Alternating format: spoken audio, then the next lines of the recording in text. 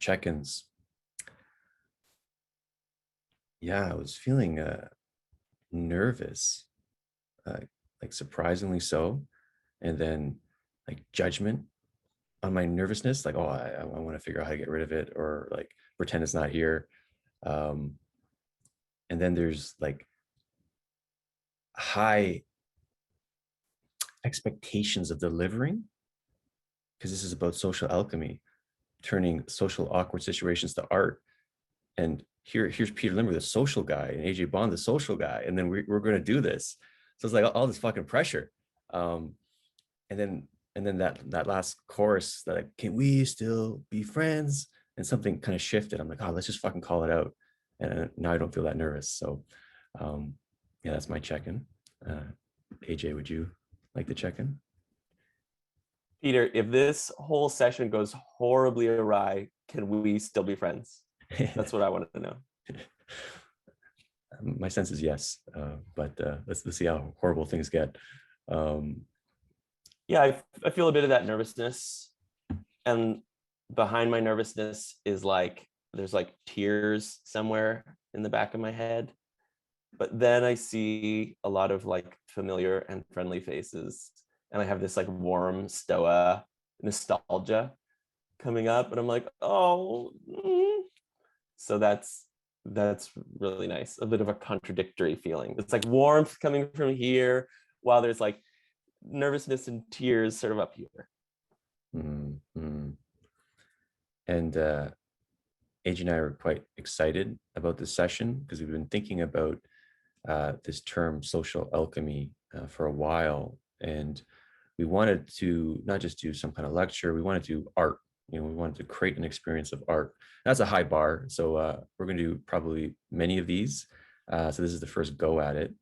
And the basic idea is, you know how like in MBA programs, they have like business case studies where they kind of like workshop it to make the business more profitable. We thought we'd take that essence, but with social awkward situations and figuring out how to make them more beautiful. And AJ and I both have our own kind of artful attempt at doing this, and we'll kind of explain how it's going to work in a moment. But first, we're going to kind of show our kind of path to what we're deeming as social alchemy, and then I'll explain what that is when I get to my share. But right now, we're going to show like kind of our social history, I guess, from being maybe awkward, not feeling likable or lovable, to a point where some of that has been ameliorated. So AJ will go first. I'll ask him some questions, and I'll go, and he'll ask me some questions, and then we'll begin the art of social alchemy. So AJ, I think you have screen share. Okay. So, and did you want to add anything to that framing, maybe? Yeah, I just want to note that there's sort of, for me, two levels. One is exploring the social potential that these past events we're going to explore had. But then there's this like meta moment of what kind of social connection are you and I creating, Peter, and are all of us creating together? We're all kind of co-creating an experience. Maybe it's an art piece, and we're all kind of co-creating a social milieu. And so I just want to like plant that in everyone's head, that this is just an opportunity to think about, okay, how do I want to be in this group? How do I want to show up? What do I want to try? What experiments do I, how do I want to maybe want to try something different or exciting or playful? So that's sort of something that's inspiring me to think about it. Even as I'm saying this right now, I'm like, oh yeah, am I embodying that? So there's maybe going to be some shifting between those two frames. That said, I'll start my presentation.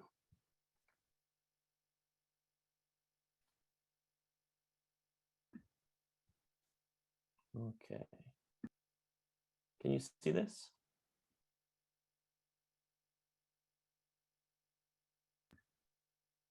Yep. Okay. So the first thing that I think really sets the stage for my relationship to being social is that I am the middle child in a large family with many boys. And I had a strong sense that in order to be safe and have my needs met, I needed to fight for attention. And I think there's this added unconscious piece that somewhere in my brain I knew that I was fundamentally different because of my sexual orientation than everyone else in my large family. And I think that added an extra pressure that I need to do things to get attention, to be worthy of being cared for, or I will be forgotten and left for dead. Not literally, but that's sort of how it felt. And so one of the big strategies that I embraced was to be a child actor. I used my hyper energy and tried to funnel all of my wit and charm and like my people pleasing skills into being anyone I needed to be, both in social settings, in my family, but also literally in film and television. And if any of you are from the same era as me, you might recognize Ernest P. Worrell. I played Ernest in a flashback in one of his brilliant straight to DVD films. So there's a whole bunch of like silly acting jobs I did, but it made me really feel like as an actor in this society, that meant I was worthy of attention, right? But it didn't really work. I never really felt like that made me a worthy human being. So as I got into my late teens, I changed the strategy and I was like, okay, I need to be something more artistic, more serious. So I went to film school and I became a filmmaker in which I literally cast myself as the lead in all of my own films.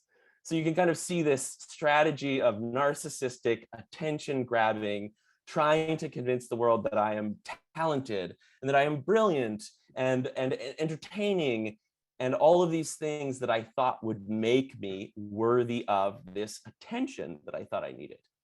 And again, it didn't seem to work. It didn't make me feel like I was a valuable human being. And as I felt like all of my strategies were crumbling, I went to therapy and I had this shame breakthrough where I discovered that it was this deep feeling of shame that was telling me I needed to do all of these extra things to get attention and be worthy. And when I saw this mechanism of shame, it occurred to me, what if I got rid of all the strategies? And I just literally tried to connect with other human beings directly. So that was sort of like this big epiphany I had. And I quit working in film. I left Canada. I left my relationship. And I just started this nomadic thing where I lived with 50 different people for a year and just tried to connect with all these different people doing just fun events, just like living, having experiences, meeting people, getting out of my comfort zone. And it really worked in the sense that I realized when I got rid of all of these strategies that I thought I needed to do to be a worthy human being that people wanted to connect with, I could actually just get rid of that and connect with people directly. It was like the strategies were the problem. So I kind of come down to this meme at the end here. Trying to do impressive things so people want to connect with you is actually the thing that was stopping me from being able to fully connect with people. And when I was able to let go of those strategies and those kind of like instincts, triggers, shame, feelings of unsafety, I was able to just connect with other humans one-on-one. And that has sort of been the approach I've been taking ever since.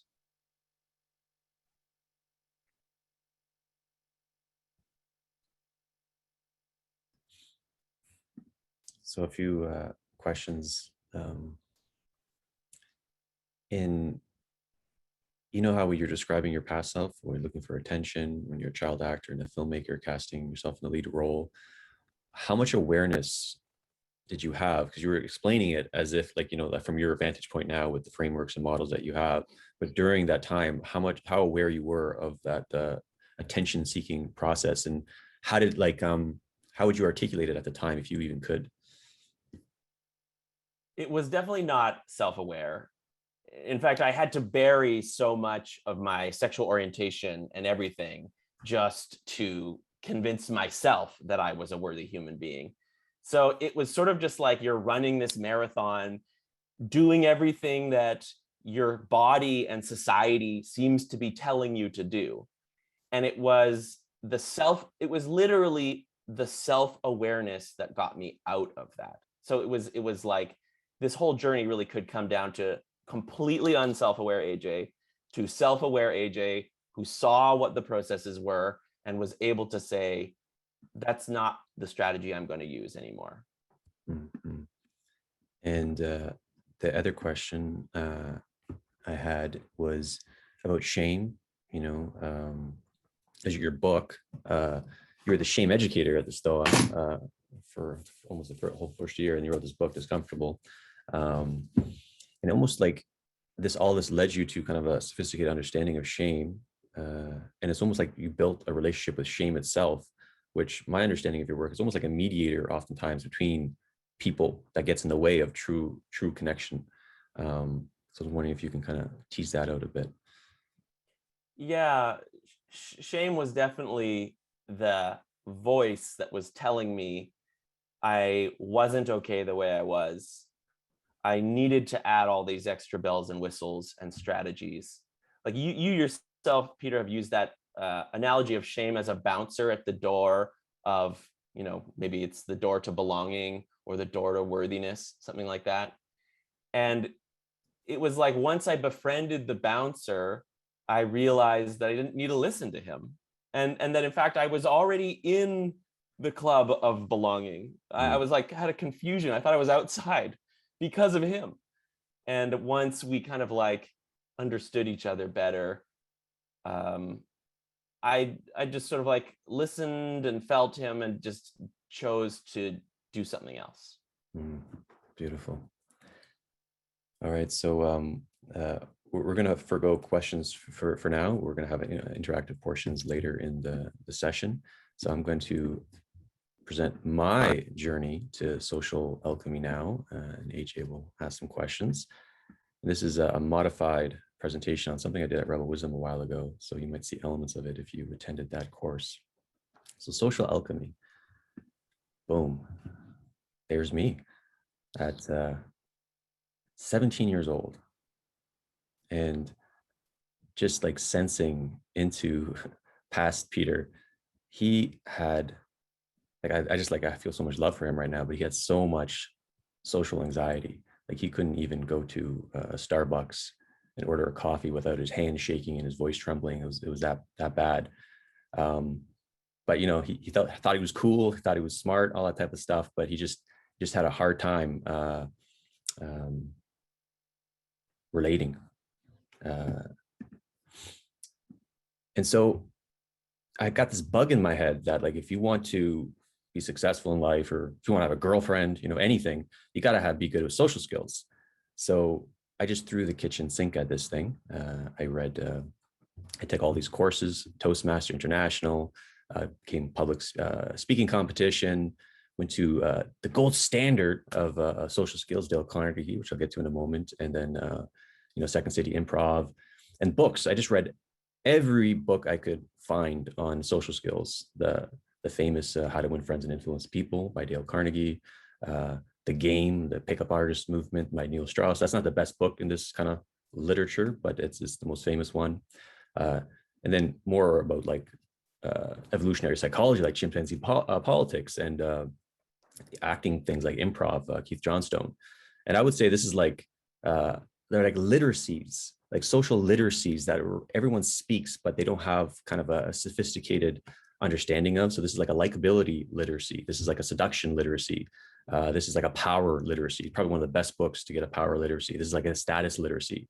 And so just kind of like having like an understanding, conceptual understanding of all these literacies, and then taking all these kind of workshops in order to perform them. And then, yeah, here's some images of me at Toastmasters, me getting all sweaty in acting classes after like yelling and kicking chairs and stuff, and then me being with the bald head phase in public speaking competitions. So someone who couldn't even go to Starbucks, like with shaky hands, here I am, like with hundreds of people, like presenting in front of them, and in a very performance mode, which is sort of a default state that I gravitate towards, or I'm comfortable with. And then I socially arrived. Here I am.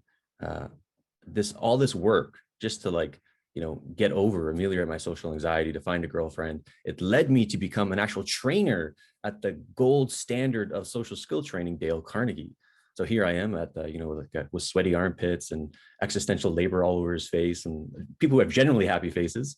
But I arrived. I was a leadership development professional at the Dale Carnegie training. And that did something, like I reached the top of the mountain in social skills. But which we'll soon find out, it wasn't the end. While I was doing this, being a social skill trainer, corporate trainer, philosophy was secretly still my first love. I took philosophy in university, and I stopped, but I was doing all these in-person groups before the Stoa. This is basically the origins of the Stoa. All these in-person groups is where I met AJ originally in one of these sessions. We had this beautiful place that AJ knows, a band pot, and they always put us in the back. Everyone gets like super sweaty there. Played all these fun games, and here's my good friend Jordan reading Pierre Hadot, Philosophy as the Way of Life. So I was secretly kind of still philosophizing, and I wanted to do it with other people. But one thing I found about philosophizing with other people, especially when we touched on political topics, heated topics, is that people were just talking past each other. They were just like waiting for their turn to end and just to barf out their proposition. And it almost felt like kind of like schizophrenic, like feeling into the field. But perhaps it was just like maybe a baby being born, just crying and going all sorts of directions when it came to the most politically sensitive topics. And then this famous, it felt like the blind man and the elephant when it came to certain topics. Everyone is just kind of like shouting their position, feeling into reality, the topic at hand in their groups, but they're not really talking each other, talking at each other or past each other. And then this got me thinking about the culture war, and what my first, I was so afraid to go on the internet, but this is all that work I did in those philosophy groups. It made me create this white paper that got viral, got tweeted by Jordan Peterson, Venkatesh Rao, Jordan Hall, and then it just put me on the kind of the weird intellectual space, the map of the weird intellectual space, getting meta with it. This is me at Rebel Wisdom, and this is the paper, and I kind of mapped, given my experience, mapped all the blind men yelling at the elephant. These are all the mimetic tribes, and given my philosophy background, I mapped them over to different categories, the telos, the sacred values. And then there's another metaphor, though, that I think is maybe even more important than the blind man and the elephant, and that's the elephant and the rider. And I first heard this from Jonathan Haidt, who I'll mention in a moment. And his metaphor is the elephant and the rider. And the elephant is like, if you know system 1, system 2 kind of that dichotomy, like system 1 is our emotional body, or just kind of our impulsive or rationality, and system 2 is our rational thought. And he says like the elephant is our system 1. We're emotional, it's our experiencing self. It's fast, intuitive, without self-awareness or control. And then the riders are more like a rational self. It's slow, analytical. And if you think that the rider can just control the elephant, you're in for a treat, because the elephant, if he's upset, he's just going to knock the rider off. And so this is the problem with the cultural war, according to Jonathan Haidt, is that everyone has an elephant, and then they think they have a rider, and everyone's just getting knocked off their elephant, knocking each other off their elephant. And it was something that Jonathan Haidt said, which is interesting. He said that Dale Carnegie was an elephant whisperer. He actually said Dale Carnegie, and he actually called him the elephant whisperer. And so that got me thinking, maybe the culture war needs an elephant whisperer. And then here's the famous Dale Carnegie quote that my boss used to say all the time: when dealing with people, let us remember, we are not dealing with creatures of logic. We're dealing with creatures of emotion, creatures bristling with prejudices, motivated by pride and vanity. It's like, so maybe I got to lean into less of this like philosophical, propositional stuff. I mapped all that shit. Like people don't talk about, like people are not really talking at that level when they're in a social interaction. Maybe I got to lean into being this elephant whisperer. And then something happened. I was, and all that social skills, like all this stuff, that I was learning about before.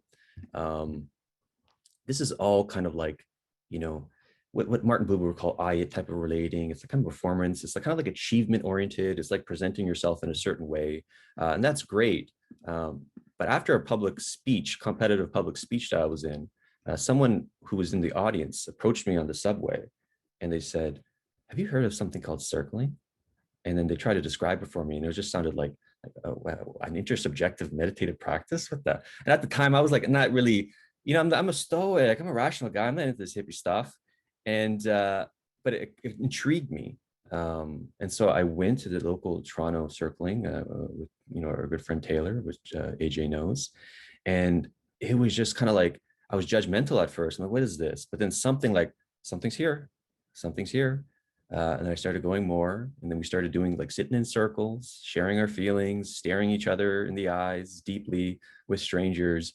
And it was undeniable that something was happening there. And there was a sense that, yeah, this is the next level. And then I got plugged in, became friends with Guy Sangstock, Ray Beck, who's in the Stoa's Wisdom Gym. And then this whole world opened up to me, like, there is something called intersubjective meditative practices, or we space, or what the Christians call communitas. So there is something here. And to me, this is the next step to get to. And so Martin Buber famously said, I-it way of relating, and we need I-thou relating. The spirit is not in the I, but between the I and you.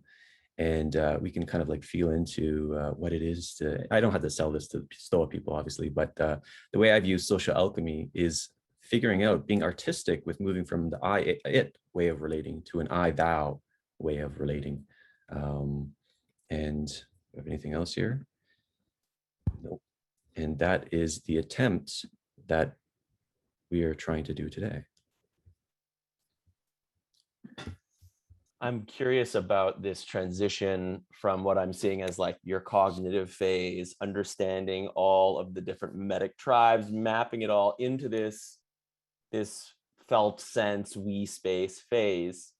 How do you relate now to that more cognitive phase? You still use it? Does it have utility? Or have you sort of subsumed, like replaced it with the we space? Or is there a connection between the two? Yeah, I haven't I know some movement that happens when people touch like kind of circling and more spiritual stuff is that they throw out, they're like the phase that might have been more rational heavy or cognitive, but I kept it in a strong way. And I think I've integrated it with it. And my models are maybe not sophisticated enough to explain how they're integrated, but I still think it's important muscle to kind of understand your map of reality, and not only be protective of it, but be kind of open for it to be kind of co-written with you, but under certain conditions. And that condition is love. And what I see with the culture wars, everyone just has a map of reality and they're just trying to like force fit it onto other people. Or like cult leaders, it's like, they impose their map onto yours, and then they have sole authority over it, over how to navigate with it. And so it's like having that kind of sophistication in that domain, I think is quite important in order to set the conditions for this more like beautiful we space communitas to emerge. Yeah, I kind of see with the elephant and rider metaphor, that's the rider space. That seems still very important. And then the we space, a little bit more elephanty of a space. And I'm sort of curious, now that you've gone into elephant space, like what does it mean to be an elephant whisperer to you? Does that do you feel that you have some agency over the elephant by whispering to it? Or is it more that the elephant whisperer deeply understands the elephant and like works with it? Yeah, like Benita Roy Shafta says, like, what's really happening here? Like when there's an exchange, And so it's like when Skylar was here at the yesterday at the Stoa with embodiment hour. So it's like that content level that a lot of people get trapped in and usually becoming disembodied with engaging, and then the process level, like what's happening in the body between both of us. And so that's kind of like that, just being able to spot that, being sophisticated enough to spot that, and then being able to call it out, like have the social tact to call it out that allows the other party to save face. And so their fight and flight response like doesn't like get more intensified. It actually gets like Right. reduced. So you're actually kind of whispering to the elephant of others. Is that fair? Yeah. Yes. I don't get too lost in metaphors. I would get lost in Right, right. but yes, yeah, yeah, something like that. Yeah. Okay, so we want to do a little bit of an interactive portion here and take a quiet moment to talk in the chat about what is coming up for each of you. Is there something that feels very relatable? Is a sort of like what's alive for you after you've seen these presentations? What connected with you? And we'll just take a bit of time to share and read what's in the chat.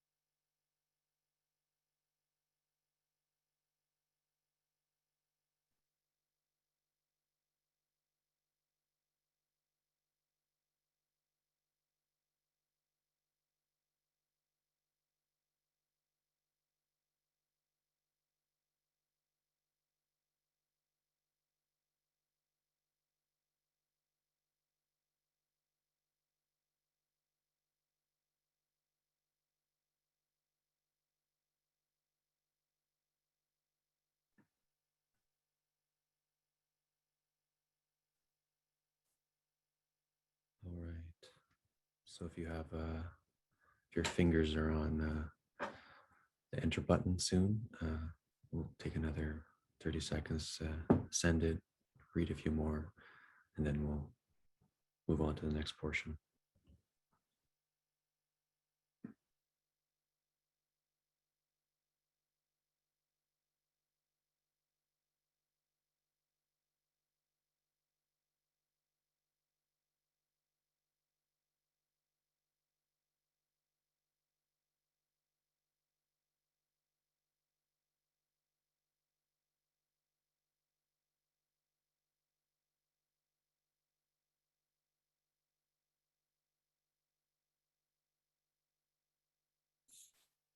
All right.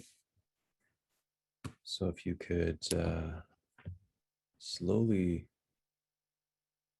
direct your attention to the group, feel free to have a gallery mode,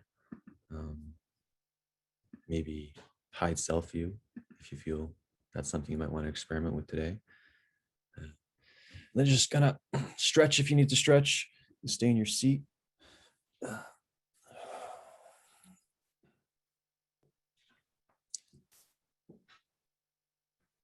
And when you're done stretching, just feel into your elephant for a moment,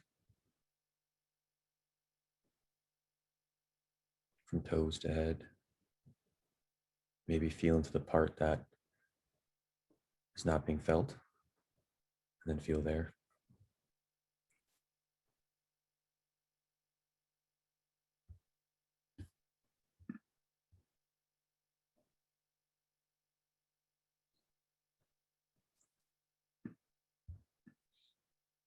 So we're going to begin social alchemy.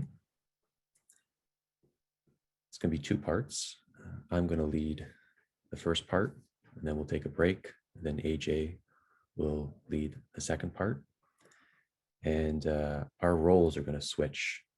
So in this first part, AJ is going to tell us a story, and I'm going to inquire into the story, and all of us are going to transmute the story into art. So that's the three steps, at least for my portion: the story, the inquiry, and the transmutation. And the question I'm going to ask you, AJ, is, can you think of an awkward social experience you've had recently that you would like our help to transmute into something beautiful? Yeah, I've been wrestling with a couple of different options, but I think the one that's the sort of most meaningful to me is, as in that brief and lovely period where it seemed like the pandemic was winding down and we could socialize again here in Toronto, there was a category of acquaintancy friend that there started to be reconnection with. People that I'm not deep friends with, I sort of am acquainted with. And there were kind of a few situations where there were people that wanted to reconnect, and I had a question about, like, how do I feel about this level of relationship? And one example was someone reached out, we haven't seen each other in so long, they really wanted to hang out. And I had a recollection, like, I don't know that I've really deeply connected with this person. I kind of find them annoying, actually. Should I say no? And then I had this image of myself, like that was mean, and that I, AJ, can connect with anyone. So I went being like, it's a new era. I'm a much more authentic person now, and I'm going to deeply connect with this person. And I just wasn't able to. I met them. It was awkward. I was finding them annoying, and we hung out and had a meal, and I just felt the whole time like I was being inauthentic. I was just old AJ smiling and pretending like we were having a good time. And I just kept thinking, like, be honest, like, say something honest, like, do something. And I just couldn't. And it just felt like the only honesty that was there would hurt them. And also, if I said it, this is something I've been thinking about a lot, it would reveal that I've essentially been lying to them for all the years that I knew them.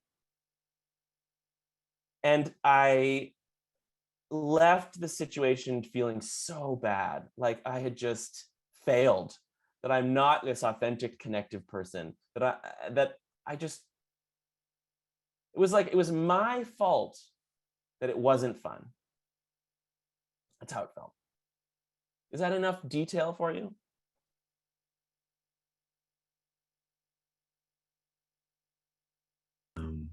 We're gonna hunt for some more details in a moment, but thank you for that share. So what we're going to do now is I'm going to inquire with AJ, and this is sort of be like, I'm labeling this the mapping. We're just going to map the situation a little bit more. We're going to feel into the contours, what's happening with that interaction, what's happening within AJ, both his body and his mind in that situation. So we're just going to ask questions right now and to kind of get more details and map the situation. So if you have any questions, put them in the chat. I may or may not get to them. I might be inspired by them. I might read them on your behalf. I might not call you. We're just going to kind of feel what the flow is like. But right now is just a mapping portion. So if you have any questions, put them in the chat for AJ. And we're going to figure this out. And feel into your elephant while you're doing this, and then feel into that situation in its entirety that AJ told. Just kind of feel the energy there. Like, imagine like it's an object and there's a bubble.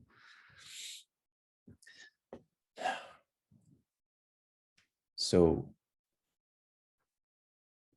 what I'm getting, AJ, is that this person reached out to you, and the person that you didn't like, and I'm curious to kind of like feel into what that means, and then you had a story. So there's like kind of like a maybe an asymmetry in liking, right? So maybe that's one reality there. And then there's a story that happened where like you are a guy that could like, I want to know what that story is that kind of like didn't prevented you from listening to that intuition and sensing into it more. Like you are that are you the social skill guy? You know, you're the shame guy. Like something is drawing my attention to there. Like what was that? I have a story that if I'm not connecting with someone, it's because I haven't asked the right question. Or yeah, something like that. So I'm kind of like holding this story that it's my responsibility to make everyone else interesting, something like that. Mm.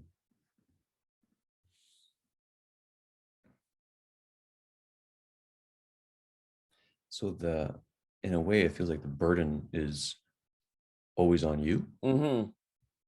Yes, the burden is on me. And part of it is that I want to offset my judgment of people for being annoying or boring and say, well, that's my judgment. Therefore, I should be able to move past my judgment and find why they're actually not boring. Or, you know, like, and I do believe that deep inside. I'm like, I'm sure this person has some amazing something and I want to see it. And like just kind of like, so the person, you know, the lack of like, or the asymmetry of like, and then sort of that kind of belief that you're supposed to be the agent that, you know, that can like make it happen. I want to feel kind of like that, like the category of that person, because I suspect that you don't want everyone, like the whole world. There's people probably beyond the pale, or people that you just don't want to relate with that are not in that categorization. So they're like, I'm just want to get more fine tuned about like who's in, who's out, that kind of like invokes that responsibility of being that likability wizard. I'm not sure that anyone is outside of that. It's just that there's not time to find it in everyone. That's the story I'm telling myself. Everyone is redeemable or interesting or something. Mm. And there's a hint of suspicion came up, and that could just be me projecting on you right now. So like I just wanted to presence that suspicion that emerged. Yeah. But just to kind of like repeat that claim, it's like, so there's a belief that everyone is in your domain of responsibility to be like, so you do be liked or likable. Yeah. Do I have a responsibility to like everyone? That doesn't land. Like, no. But it seems like everyone is redeemable. And if I could find the redeemable, then I could like them. And that it does feel like I've put it as my responsibility to find people's redeemable. And as I'm saying it, I'm like, kind of like, ugh, I don't like that.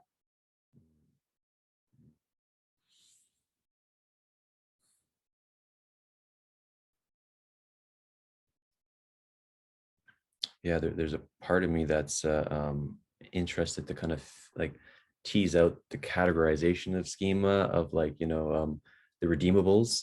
And then there's the other part of me that wants to feel into that kind of story, that the responsibility for it. But I'm gonna pause here, and I invite both of us, AJ, to look at the questions that are appearing, and then Thank you. let's see which one speaks to us, and perhaps we can answer it or call on the person.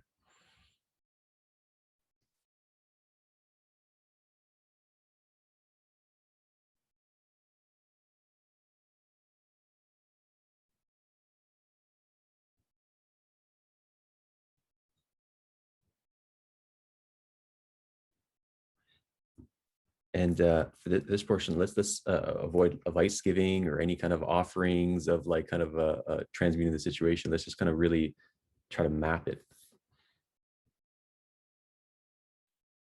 John's question intrigues me. I'm really appreciating all of the comments, but I feel an urge to explore what I thought would hurt this person. So I'll read John's comment. So can you describe the things that you felt would hurt the person if you mentioned them?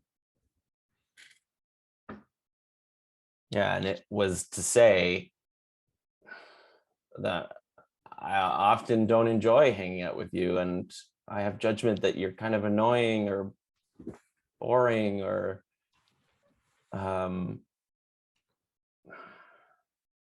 inauthentic or something. I struggle to be authentic around you for some reason, which I really dislike in myself. So I actually feel I dislike myself around you. And I worry that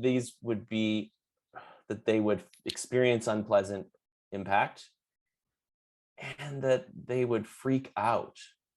I actually don't trust them, now that I say it, to hear what I have to say clearly.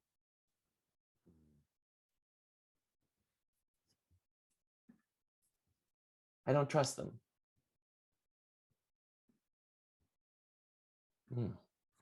Feels good to say that.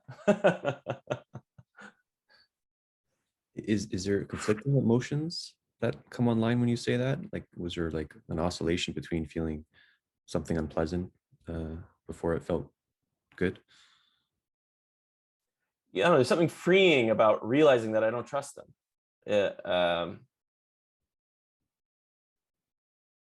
But I still feel like in their presence that there's no playfulness. Like where can my social playfulness? How could I, right? So, I mean, this is social alchemy. So part of me is saying, I want to be able to perform social alchemy on everyone. I want to be in a play space. I want to be honest. Like I long for that. And so, yeah, I am being hard on myself that I wasn't able to do it. And maybe, to several people's point, I should have just said no. Should have said, no, I don't want to hang out with you. Done. But, there's something about the very fact of this session that relates to my desire to transmute this situation or any situation.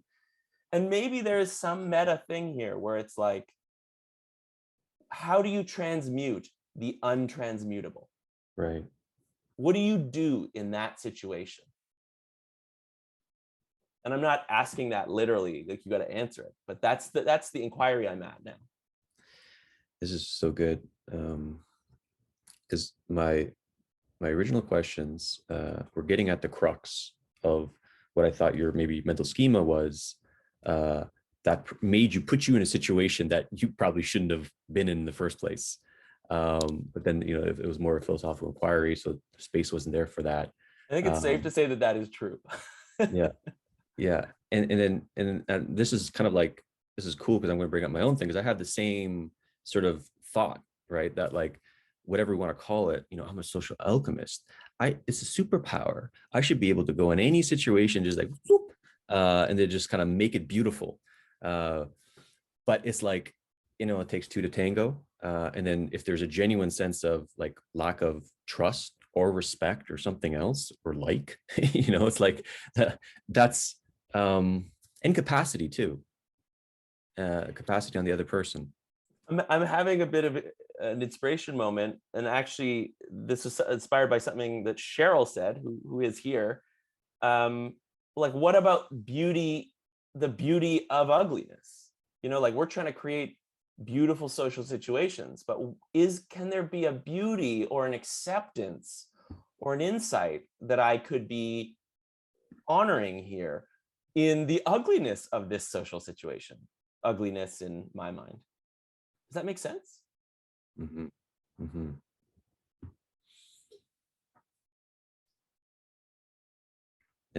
And yeah,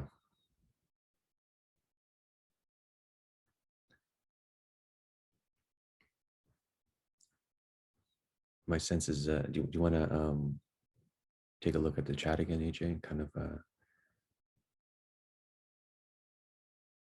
see anything that's resonating with you, or anyone you want to ask to share?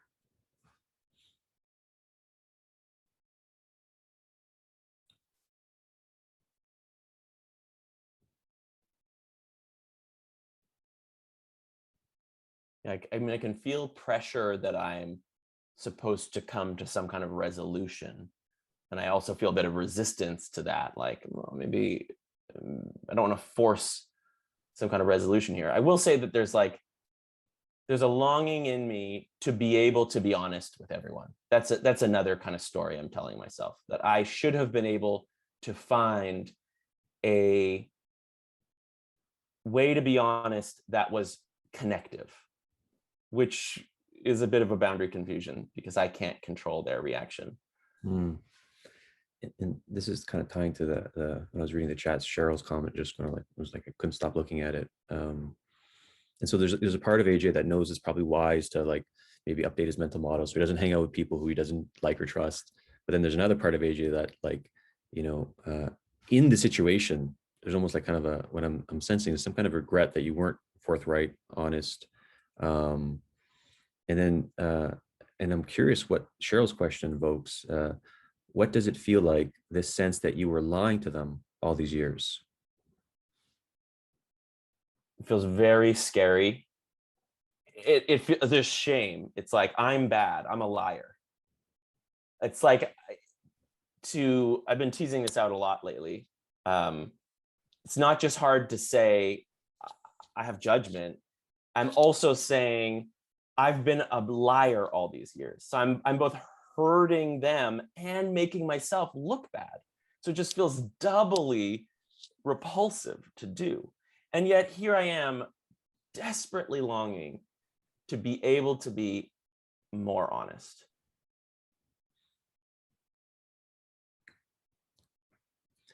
And it seems that would disabuse your story of being a social alchemist. Yes, you know? you're right. I have a story that if I make them feel bad, I'm not a social alchemist. I'm a failure. Mm. Yes. Okay, now I'm seeing something that's very important here, that social alchemy is a bit one-sided, right? Like, I can't control them. So there's something about, if I'm going to truly feel that there is social beauty, it has to be something that's about me. You know, there's this, I'm going to trust it. Been thinking about death lately, and then Stephen Jenkinson says that, you know, death is what gives life a chance. Death is what gives life a chance. And it's almost like ugly is what gives beauty a chance. And it's like not like putting up the barriers towards experiencing any kind of ugly, social ugly. Yeah. Um, seems like there's something there. Yeah, I am terrified of social ugly. That means, yeah, I have a lot of boundary confusion around socializing, wherein I think a good social situation is you had a good time, and I will have a good time if you had a good time, kind of thing. So there's some, I'll actually admit that to some extent I've even been holding this whole social alchemy thing unconsciously as I will ensure that you have a good time. Even now, like literally I'm looking at all of these people here and I'm desperate for them to have a good time. And I am worrying, and my system is activated in thinking that I have to transform your experience for you. Oh, and I feel such heaviness and sadness about that. Mm. It's there's like kind of like proto tears are welling up right here when you express that. So I'm feeling it.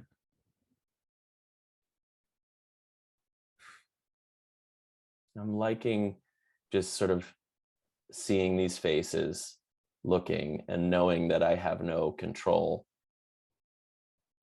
So I'm sort of like trying to relinquish control here. It feels nice. I'm going to invite the so Kevin did like a very celebration image, so we at least know one person, there's evidence that one person's enjoying themselves here. Everyone else might not be enjoying themselves, but for those of you who are, maybe just feel into your elephant right now.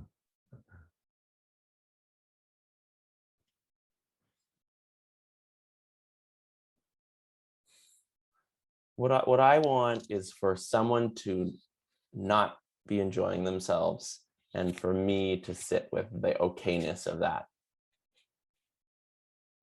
And I think I can do that. A couple people left.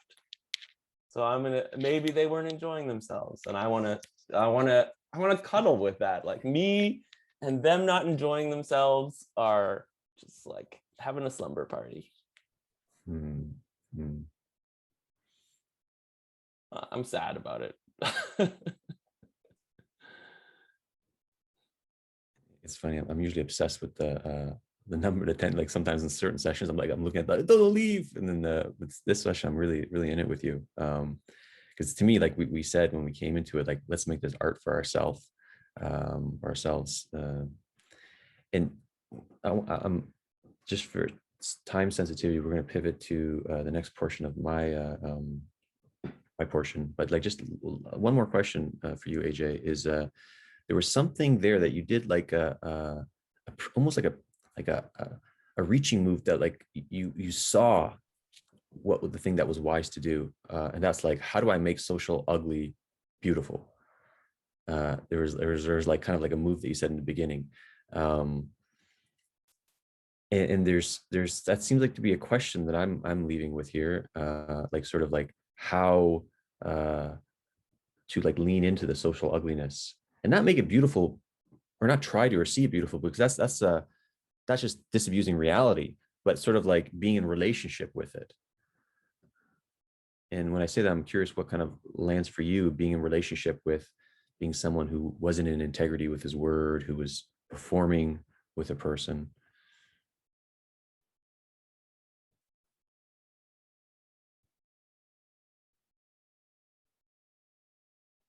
It feels like it's a scary location that I need to visit more often, both in myself, like the ugliness of me being judgmental or inauthentic, lying, and the ugliness of disconnection, external judgment, rejection, all that stuff. It's like this very scary environment. And I want to go there and I want to just sit there and meditate there and hang out there.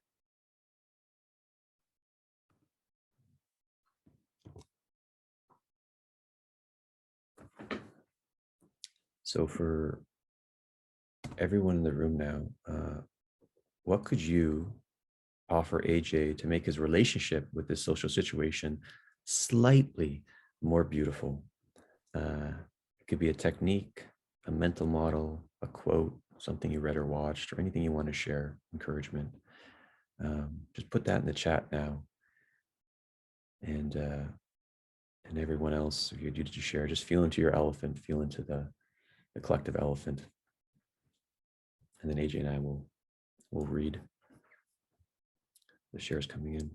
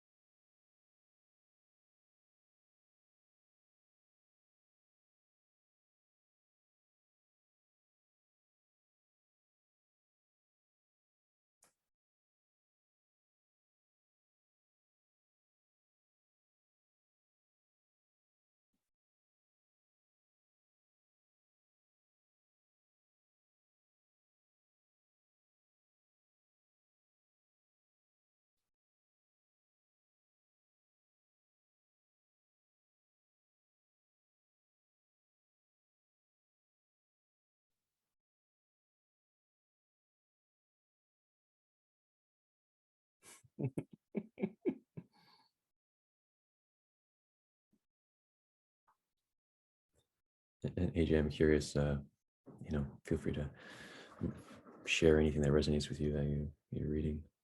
It's coming in. Each one I read, I find myself nodding like, yes, yes. I love the idea of forgiving myself. I love the idea of disclosing and apologizing. Like this, I love the idea that someone was amused, some cosmic force watched this unfold, and it made for a cringy little sitcom. Right now I see somebody else said cringe comedy as a genre. Yeah. It just feels really nice to have been witnessed in this as well.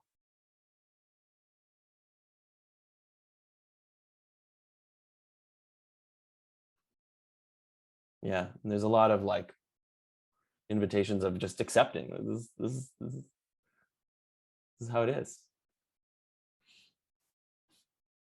I like this soul pod. I like that. Yeah, I had this thing like Dunbar's number, Mm-hmm. and there's like a communitas number, right? So there's people there that you can get into communitas with, and most people you can't, and that's okay. Yeah, there's something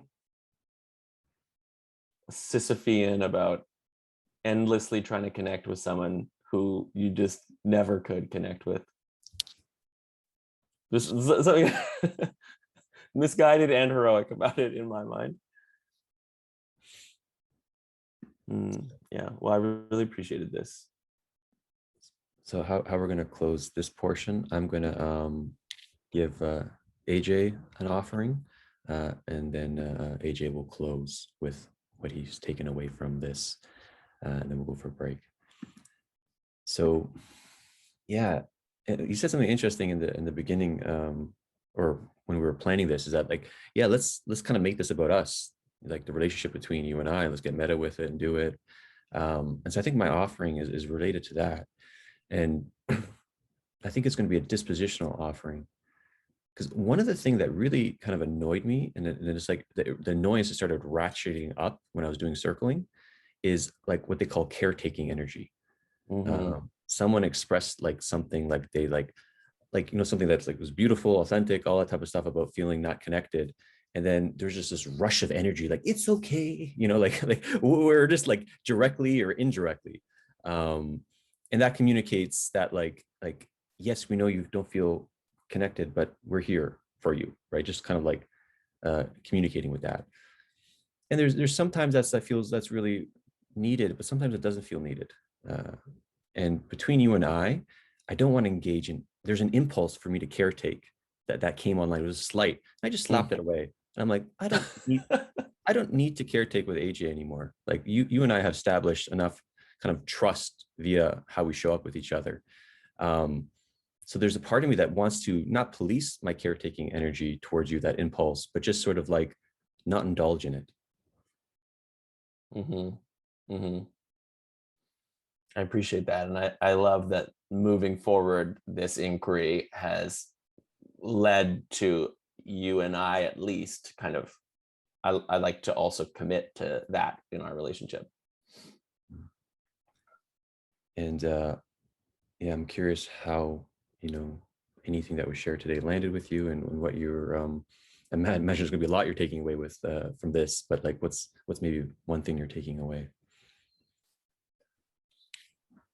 I almost didn't share this story because I was afraid that the person in question might end up watching this video, but I'm really glad that I did, because I feel like there's a lot of these kinds of connections out there, and I feel a stronger sense here with your eyes all on me that, like, it's okay if your reaction isn't what I think I want to make it to be. Like, I just feel a little bit more secure in looking out at you and being like, whatever is going through your head is fine for me, or it could be. I'm like, I feel I'm a step further on that journey as I look out at this audience. I actually feel like I'm looking at the audience members more deeply.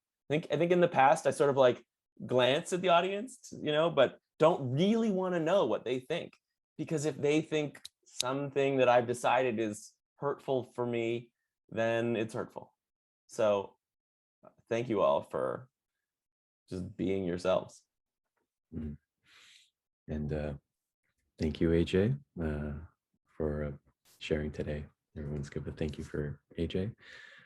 We'll figure out like a jazzier close to each portion, I imagine. So I'm up next, but we'll go on a kind of like a 3-minute break. So if you have to go to the washroom break, get something to drink, feel free to stretch.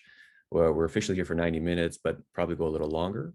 And AJ is going to do something similar, but like with a different twist. So yeah, feel free to stretch, and we'll be back in 3 minutes.